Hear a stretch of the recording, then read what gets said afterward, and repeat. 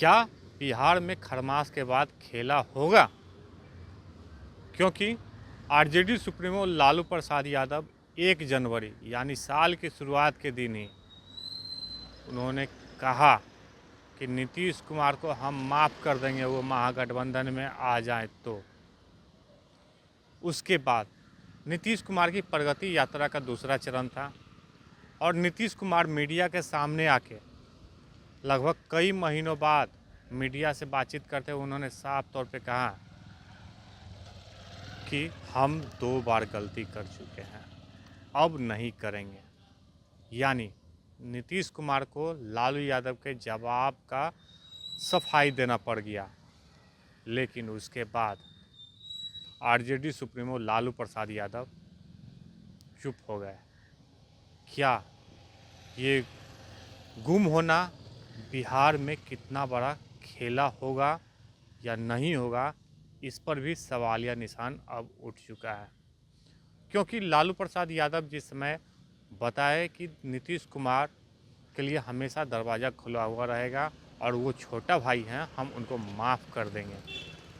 लेकिन नीतीश कुमार तो मीडिया के सामने आके सफाई दिए, लेकिन एनडीए के घटक दल यानी एनडीए में सबसे बड़ी पार्टी बीजेपी के कोई भी नेता अब बोलने को तैयार नहीं है।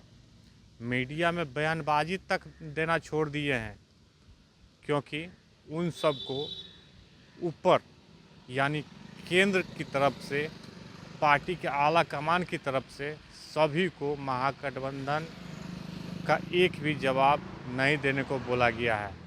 यानी आप एनडीए के लोग महागठबंधन के प्रतिक्रिया देंगे तो गठबंधन टूट जाएगी। यानी जेपी नड्डा जो राष्ट्रीय अध्यक्ष हैं, उनका साफ निर्देश है कि नीतीश कुमार को लेके कोई भी सवाल हो आप लोग चुप रहें। यानी हम कह सकते हैं कि पिछले 8 दिनों से बीजेपी के कोई भी नेता हों या बड़े नेता नीतीश कुमार को लेके कोई भी जवाब नहीं दे रहे हैं।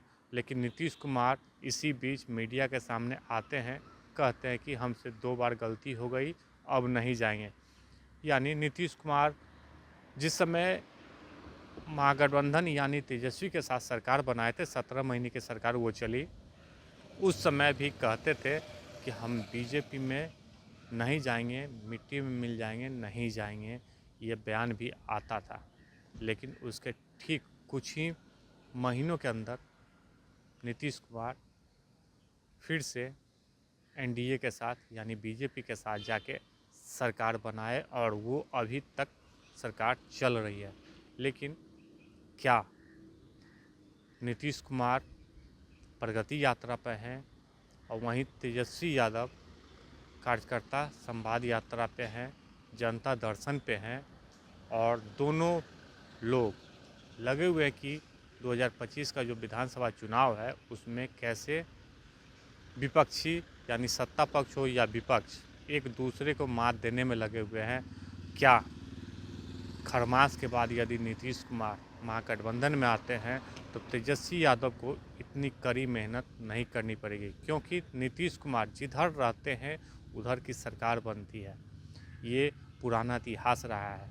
लेकिन नीतीश कुमार के नकारने के बाद तेजस्वी यादव फिर से हमलावर हुए, तो वहीं उनकी बड़ी बहन मीसा भारती कहती हैं कि लालू यादव और नीतीश कुमार काफ़ी पुराने दोस्त हैं, दोनों का आँख से आँख जो इशारा होता है, क्या बातें होती है, एक दूसरे को अलावे किसी को नहीं पता चलता है। यानी मीसा भारती कहती हैं कि खरमास के बाद कुछ खेला होगा और लालू यादव चुप है, तो नीतीश कुमार सफाई दे रहे हैं।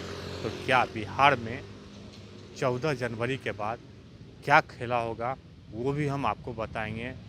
और लेकिन बीजेपी के बड़े नेता और कोई भी विधायक नीतीश कुमार को लेकर नहीं कुछ बोल रहे हैं, कोई बयानबाजी नहीं हो रही है, न ही महागठबंधन के नेताओं या आरजेडी सुप्रीमो लालू प्रसाद यादव के बयानों का कोई खंडन हो रहा है। तो यानी एनडीए हो या महागठबंधन के लोग इतना सजग क्यों हैं, इतना सतर्क क्यों हैं?